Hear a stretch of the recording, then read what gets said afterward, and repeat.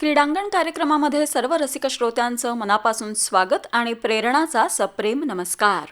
श्रोते हो, क्षेत्र कोणतंही असो, त्या क्षेत्रामध्ये टिकून राहण्यासाठी आपल्याकडे जिद्द, चिकाटी याबरोबरच सहनशक्तीसुद्धा तितकीच असावी.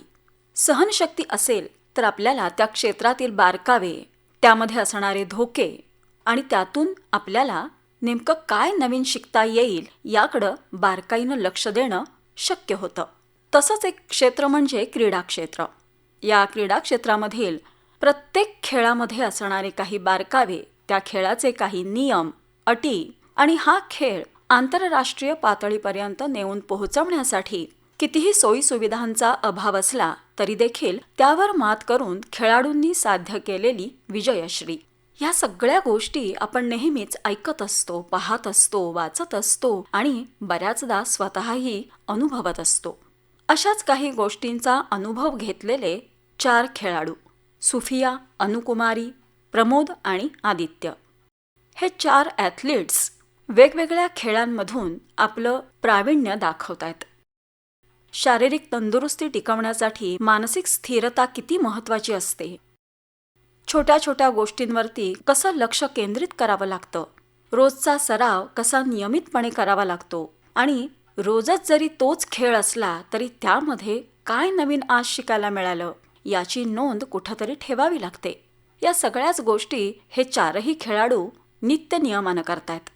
सुट्टीमध्ये फिरायला जाण्याची तर खूप हौस असते, पण फिरायला जाताना किंवा फिरून आल्यानंतर किंवा येताना काही जर अपघात घडलाच तर यातूनही खचून न जाता स्वतःला प्रोत्साहन देत राहतात. यातून आपण बाहेर पडणारच ही एक जिद्द असते, कारण समोर खेळाचं पदक त्यांना खुणावत असतं. मग ते जिल्हा स्तरावरचं असो, राष्ट्रीय स्तरावरचं असो किंवा आंतरराष्ट्रीय स्तरावरचं असो, प्रत्येक संकटातून हे खेळाडू मार्ग काढतातच. रोज एक नवा दिवस त्यांच्यासाठी नवी उमेद घेऊन उगवत असतो. असेच काहीसे आगळे वेगळे अनुभव आपण गेल्या 3 भागांपासून ऐकतो आहोत. खेळ वेगळा, जोश आगळा या अंतर्गत ॲथलेटिक्समधील विविध खेळांमध्ये प्रावीण्य मिळवणाऱ्या सुफिया, अनुकुमारी, प्रमोद आणि आदित्य या 4 खेळाडूंकडून. आजही त्यांच्याकडून आपण आणखी काही वेगळे अनुभव जाणून घेणार आहोत. चला तर फार वेळ न दवडता लगेचच ऐकूया खेळ वेगळा, जोश आगळा या अंतर्गत ॲथलेटिक्समधील विविध खेळांमध्ये प्रावीण्य मिळवणाऱ्या सुफिया, अनुकुमारी, प्रमोद आणि आदित्य या 4 खेळाडूंसोबत प्रेरणा साठे यांनी साधलेल्या संवादाचा 4था आणि अंतिम भाग. तुझं काय टार्गेट आहे प्रमोद? मला आता म्हणजे सरकारी नोकरी घेऊन आतनं खेळायची इच्छा आहे. म्हणजे नोकरी पत्करून त्या खेळातनं पुढे जायचं. अच्छा, म्हणजे जसं आर्मी भरतीमध्ये एखाद्या पोस्टला सिलेक्ट झालो की मग फक्त तिथं खेळच आपण खेळत असतो. तसं आतनं खेळायचं. ओके, मग त्याच्यासाठी तू काय वेगळ्या परीक्षा वगैरे देतोय सरकारी नोकरीसाठी? आता म्हणजे माझं आर्मीच चालू आहे. आता आर्मीचे रिझल्ट मध्ये काय होते बघायचं. मग परत आता फॉर्म भरल्यात पोलीस भरतीचे, त्यात बघायचं. बर, मग आता तू कुठली परीक्षा दिलीस आता आर्मी भरतीची? आर्मी भरतीची. कधी दिलीस ती?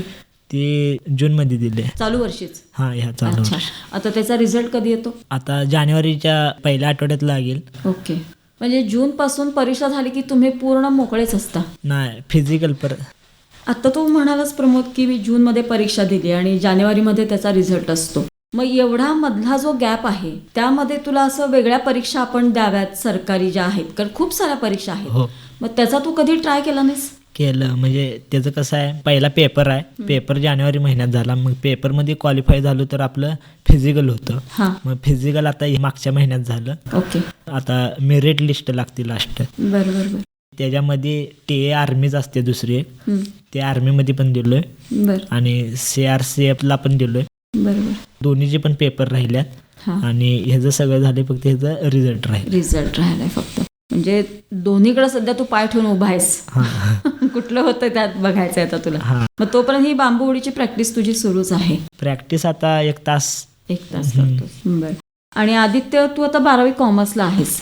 तुमच्या आता बोर्डाच्या परीक्षा जवळ आल्यात. मला वाटते फेब्रुवारी 11 पासून पेपर सुरू आहेत, हो ना? आणि त्याच्या आधी तुमची पूर्व परीक्षा असते, प्रिलिम. मग त्या प्रिलिमला तू बसणार आहेस? बसावं लागणार. अभ्यास आता सुरू आहे का खेळाकडेच लक्ष आहे पूर्ण? नाही, आता नॅशनल झाल्यामुळे आता सगळा फोकस अभ्यासाकडेच आहे. मग आता क्लास वगैरे कुठला लावलायस की कॉलेज रेग्युलर जातोस? कॉलेजला रेग्युलर असते, आता क्लास पण चालूच आहे. ओके, मग क्लासला पण जातोयस. हो. तुमच्या कॉलेजमध्ये जे विषय असतील, तुमचे कॉमर्सचे विषय म्हटल्यानंतर एकतर अकाउंटन्सी असतं, बँकिंग असतं, मग यातले तुझे विषय कुठले आहेत? माझा अकाउंट. मग अकाउंटला म्हटलं तर तुम्हाला रेग्युलर प्रॅक्टिस करावी लागते. हो. जशी खेळाची रोजची प्रॅक्टिस आहे तशी रोज बॅलन्स शीट मांडावी लागते. हो. मग तू करतोस वैयक्तिक काही प्रयत्न की फक्त क्लास आणि कॉलेजमध्ये जेवढे होईल तेवढेच करतोस? नाही, घरी आल्यावर पण थोडासा अभ्यास असतो. अच्छा. हाय ते रिपीट सोडवायचं ते. ओके ओके, ते रेग्युलर करतोयस तू. हम्म. तर मग अभ्यासाला किती वेळ देतोस आता? कॉलेज आणि क्लास सोडून अर्धा तास, 1 तास, काय असेल ते? आता सध्या तर 1-2 तासच, म्हणजे खूप बसायचं होत नाही एका जागेला लय दिवसात ना अभ्यास केल्यामुळे. अच्छा, म्हणजे बऱ्याच दिवसांचा गॅप पडल्यामुळे अभ्यासाला एका ठिकाणी बसायची सवय नाही राहिलेली. हां. मग आता याच्यामध्ये एकदा परीक्षा तुझी पार पडली 12वीची की पुन्हा 3 महिने तुम्ही रिकामे असता. 10वी-12वीचे स्टुडंट तुम्ही हो. तिघं पण. हा फर्स्ट इयरला आहे त्यामुळे हा काही वेगळा आहे. मग त्या 2-3 महिन्यामध्ये तुम्हाला काय करायचं आहे वेगळं खेळातून? का प्रॅक्टिसच फक्त करत राहणार की वेगळा खेळ कोणता खेळणार?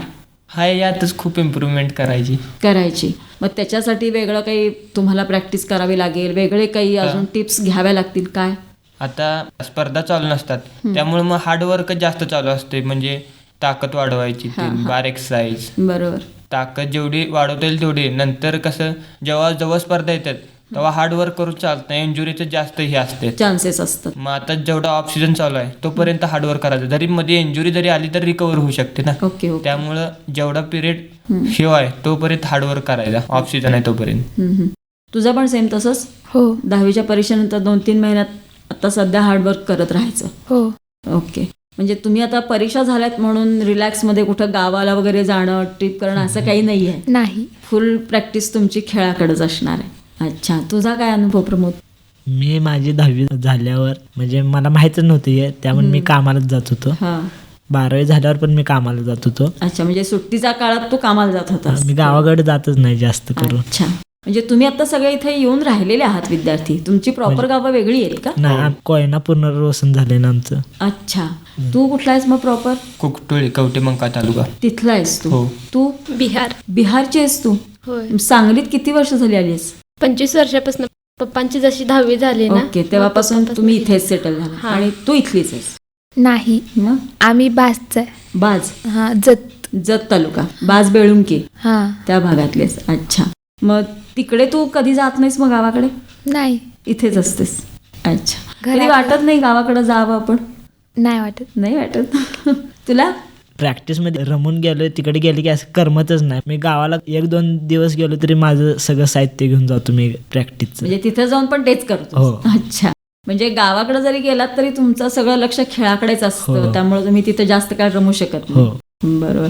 आता मला एक असं विचारायचं आहे तुम्हाला चौघांना पण, की तुम्ही खेळासाठी एवढा वेळ देताय, तुमच्या शाळा कॉलेजेस सुरू आहेत, तुमची रोजची प्रॅक्टिस सुरू आहे, मग त्याच्यासाठी आहार तुमचा रोजचा काय असतो? का आहे हेच रोजचं भाजी भाकरी पोळी भाजी हेच खाणं असतं का? प्रॅक्टिससाठी किंवा स्पर्धा जवळ आल्यानंतर काही वेगळा आहार तुम्हाला घ्यावा लागतो का? आता तसं बाकीची ॲथलेटिक्स पोरं म्हणजे प्रोटीन हे घेतात, हां. पण आमची तशी परिस्थिती नाही. बरोबर. त्यामुळे मी तर भाजी भाकरी ह्याच्यावर. बरोबर. आणि खरं सांगू का, प्रोटीन्स हे खरं आपल्या रोजच्या आहारातच आहे. तुम्ही जे रोजची चुलीवरची गरम गरम भाकरी असते, ह्या भाजी भाकरीतूनच खूप प्रोटीन्स मिळत असतात. तुमचा काय अनुभव आहे आदित्य? माझं पण तेच आहे, तेच भाजी भाकरीचं. भाजी भाकरी. बरोबर. तुझा? माझं पण तेच आहे, भाजी भाकरी. ऑइली जास्त खायचं नाही. जास्त खायचं नाही, आपल्या लिमिटमध्ये सगळं. हा. तुझं काय? काय नाही, फ्रुट्स फक्त खाते हा. आणि भाजी भाकरी ते असं. अच्छा, म्हणजे थोडेफार फ्रुट्सचा ह्याच्यामध्ये समावेश असतो तुमच्या. हो. बरोबर. फ्रुट्स खाणं किंवा रोजचा आहार जो आहे आपला तोच घेणं हे जास्त मस्ट आहे आपल्यासाठी. आणि याच्यातून तुम्ही तुमची ताकद वाढवत असता आणि प्लस तुमची प्रॅक्टिस सुरूच असते. व्यायाम तर रोजचा असतोच. मग ज्या दिवशी तुम्हाला सुट्टी असते, कारण तुमच्या चौघांच्याही बोलण्यात आलं की अकॅडमीला 1 दिवस सुट्टी असते, त्या सुट्टीच्या दिवशी तुम्ही फुल्ली घरी रेस्ट घेता की घरी पण जे रोजचं शेड्यूल ठरलेलं आहे ते चालू असतं? शनिवारच्या सुट्ट्या असत्या, त्या दिवशी सगळे ग्राउंडला येतात. त्या दिवशी अच्छा. प्रॅक्टिस नसत्या, फक्त दुसरा टीम गेम खेळत असतात. ओके ओके, म्हणजे वेगळे पण खेळ तुम्ही तिथं जाऊन हा. खेळत असता. अच्छा, तुझं पण तेच? म्हणजे रेस्ट असते पण मला असं बस वाटत नाही, त्यामुळे वॉर्मअप करून स्ट्रेचिंग करून बाकी खेळ खेळायचं मग. मग तू पण ग्राउंडलाच जातोस? हो ओके. तुझा काय अनुभव? तोच सेम. तुझाही तोच? जाते की. म्हणजे सुट्टी म्हणजे प्रॉपर सुट्टी नसते, ग्राउंडला जायचं पण प्रॅक्टिस करायची नाही. अच्छा, म्हणजे आपल्या खेळाची प्रॅक्टिस करायची नाही. हा, म्हणजे दुसरे असं फनी गेम्स वगैरे असं. ओके. मग ते तुम्ही चॉईसने खेळत असता? हा. अच्छा, म्हणजे तो एक छान तुम्हाला दिवस एन्जॉय करायला मिळतो थोडक्यात. जरी ग्राउंड असला तरी तुम्हाला रोजच्या खेळाच्या प्रॅक्टिसमधून थोडी रिलीफ मिळते ना. आणि मग तुम्ही हवे ते खेळू शकता. बरोबर. आता मला एक शेवटचा प्रश्न तुमच्या चौघांना पण विचारायचा आहे. सुफिया, अनु, प्रमोद आणि आदित्य, तुम्ही चौघांनी पण आता नॅशनल इंटरनॅशनलला जाऊन सुवर्णपदक मिळवण्यासाठी वेगळी काही प्रॅक्टिस करणार आहात की बामणे सरांच्याकडून अजून काही तुम्हाला गायडन्स वेगळा घ्यायचा आहे? काय सांगाल? सुरुवात कोण करते? सर मार्गदर्शन करतातच, आपणच कुठे तर कमी पडतोय आता, त्याच्यात इम्प्रूव्हमेंट करणार आता बाकीचं जरा बघून. नॅशनल इंटरनॅशनलसाठी वेगळी प्रॅक्टिस तुमची आहे? हो, प्रॅक्टिस आता सुरू करायची आता. मग ते जेव्हा तुम्ही नॅशनल पर्यंत गेला होतात पण मेडल न घेता परत आला, त्यावेळेला जसं मगाशी सुफियाने तिचा अनुभव सांगितला की आपण अजून वेगळं ह्याच्यामध्ये केलं पाहिजे, आपण अजून कमी पडतोय, तसा तुझा काय अनुभव होता त्यावेळेला? आता सर तर सगळं सांगत बरोबर. मग आपणच कुठे तर कमी पडायला लावले, हे लक्षात घेऊन आता जरा लक्ष प्रॅक्टिसकडे जरा जास्त द्यायला पाहिजे. अच्छा, म्हणजे लक्षपूर्वक बारकाईनं आपल्याला ते करायचं आहे. तुझं काय मत आहे आदित्य? आता ह्यानं सांगितलेच की आपलं सर सांगतात जेवढं होतं होईल तेवढं जास्त प्रॅक्टिस करायचं आहे. त्यात पण जरा इम्प्रूव्हमेंट करून करायची, जेवढा वेळ देता येईल तेवढा वेळ दिला पाहिजे. अच्छा, आणि तू आता अनु काय करणार? माझं एकच नेम आहे की नॅशनलला नंबर आलं की डायरेक्टली PSIचे फॉर्म भरणार आहे. अच्छा, म्हणजे तुझं टार्गेट ठरलेलं आहे? हा, माझं टार्गेट ठरलेलं आहे. मग नॅशनलला नंबर यावा म्हणून तू वेगळं काही करतेस आता? नाही, आहे तेच रेग्युलर प्रॅक्टिस सुरू आहे. हा. अच्छा, मग आता तुझी 12वीची परीक्षा झाल्यानंतर ह्या 2-3 महिन्यात तू काही वेगळं करणार आहेस? गावाकडे जाणार आहेस? काय करणार आहेस? नाही, म्हणजे गावाकडे जाण्याची इच्छा तर खूप आहे, पण जमलंच तर आता कुणाचं लगीन ठरलं तरच गावाकडे जाते मी. त्याशिवाय जाता येणार नाही, कारण आम्ही 6 जण आहे आणि तिकीटचं पण जास्त भाडे लागतात. बिहारला जायला 2.5 दिवस लागतात. मग त्यानुसार मग गावाकडे जमलंच तर लगीन असलं तर जायचं, नाहीतरी गप ग्राउंडवरच प्रॅक्टिस करत राहायचं दिवसभर. जरी गावाकडे गेलीस तरी तू चालण्याचं प्रॅक्टिस ठेवणारच आहेस ना? नाही, म्हणजे माझं कसं आहे, मी गावाकडे गेले ना तर इकडचं सगळं विसरते, गप गावाकडे जाऊन फुल्ली एन्जॉय करून येते. अरे वा, म्हणजे खूप छान. तू मस्त स्टेबल आहेस आणि जिथं जातेस तिथं तिथली होऊन जातेस तू. म्हणजे सगळं विसरतेस. हा, म्हणजे मी गावाकडे गेलो ना तर मग जास्त प्रॅक्टिसचं टेन्शन, अभ्यासाचं टेन्शन असं मी काहीच घेत नाही. जास्त वर्षानंतर मी जाते. मग गावाकडे गेल्यावर मग सगळ्यांशी खेळायचं, मस्ती बिस्ती करायचं, शेतात बितात फिरायचं. मग बाकी जास्त काय टेन्शन घ्यायचं नाही गावाकडे. पण नॅशनलला मेडल मिळवलं तर तुला PSI करायचं? नॅशनलला मिळवणारच आहेस? हा, नॅशनलला मिळवायचंच आहे. त्यामुळे जरी गावाकडे जायला मिळालं नाही तरी चालण्याची प्रॅक्टिस तुझी तर रेग्युलर सुरूच राहणार. हा, चालण्याची प्रॅक्टिस तर सुरू राहणारच आहे. आणि सुफिया, तू काय करणार आहेस? नॅशनल इंटरनॅशनलसाठी वेगळी काही प्रॅक्टिस करणार आहेस का आहे हेच कोचिंग सुरू ठेवणार आहेस? आहे हेच ठेवणार, कारण आता आमच्या कोचच्या मार्गदर्शनामुळे मी नॅशनलला खेळून आले. बरोबर. पण आता पुढच्या वर्षी त्यांच्याच मार्गदर्शनाने मी इंटरनॅशनलला खेळायला जाणार आहेस. अगदी बरोबर. कारण सुवर्णपदक ह्या चौघांमध्ये तू मिळवलेला आहेस, त्यामुळे नॅशनलचा तुला चांगलाच अनुभव आहे आणि तू तो अनुभव मला वाटतं ह्या तिघांना पण देऊ शकतेस की कसं करायला पाहिजे अजून प्रॅक्टिस आपण. बरोबर. आणि त्याच्यातून तुझी पण प्रॅक्टिस वाढत जाईल आणि इंटरनॅशनलला तू निश्चित नंबर काढशील. तर तुम्हा चौघांनाही आमच्या संपूर्ण टीमकडून खूप साऱ्या शुभेच्छा आहेत तुमच्या परीक्षेसाठी, पुढच्या स्पोर्ट्ससाठी आणि नॅशनल इंटरनॅशनलमध्ये तुम्हाला गोल्ड मेडल मिळावं अशी आम्ही सगळेजण इच्छा व्यक्त करतो. आणि तुम्ही चौघंही आज तुमच्या शाळांमधून, कॉलेजमधून सुट्ट्या काढून आज इथे आलेला आहात, आमच्याशी छान गप्पा मारल्यात, खूप चांगले अनुभव तुम्ही आमच्याबरोबर शेअर केलेत. त्याबद्दल संपूर्ण सांगली आकाशवाणी टीमकडून मी आपले चौघांचेही आभार मानते. धन्यवाद. थँक्यू. रसिक श्रोते हो, कोणत्याही क्षेत्रामध्ये, कोणत्याही खेळामध्ये आपलं नियोजन जर परफेक्ट असेल ना तर त्यानुसार आपले विचार आणि कृती होतच राहते आणि मग यशस्वी खेचून आणायला वेळ नाही लागत. भविष्यातील ध्येय जर आपलं अगदी ठामपणे आपण निवडलेलं असेल, मग ते गाठण्यासाठी कितीही आपल्याला कष्ट करायला लागू देत, त्याची जर तयारी असेल तर आपल्याला सगळ्याच गोष्टी सहज साध्य होतात. हां, वेळ थोडासा लागतो, पण त्यातून जे आपण ठरवलंय ते जर मिळवलं तर त्याचं समाधान, त्याचा आनंद खूप अनमोल असा असतो, मोजता न येण्यासारखा असतो. त्यासाठीच तर आपण आत्तापासून आहार, विहार, व्यायाम या सगळ्याच गोष्टींकडे लक्ष देत असतो. त्याचबरोबर आपला नेहमीचा खेळ सोडून आपल्या अंगी असणाऱ्या वेगवेगळ्या कलागुणांना जर वाव देत राहिलो तर शरीर आणि मन दोन्हीही तितकंच तंदुरुस्त राहतं, सक्षम होतं. ध्येयपूर्तीसाठी कसून सराव करण्यासाठी एक बळ मिळतं. टेन्शन न घेता सहजपणे गोष्टी साध्य कशा कराव्या हे या 4 खेळाडूंकडून नक्कीच शिकावं. तसं पाहिलं तर या 4 खेळाडूंकडं खूप संधी आहेत आणि या संधीचं ते नक्कीच सोनं करतील असं त्यांच्या आत्मविश्वासपूर्ण बोलण्यातून नक्कीच जाणवतं. असेच काहीसे वेगवेगळे अनुभव आत्ताच आपण ऐकले या 4 खेळाडूंकडून.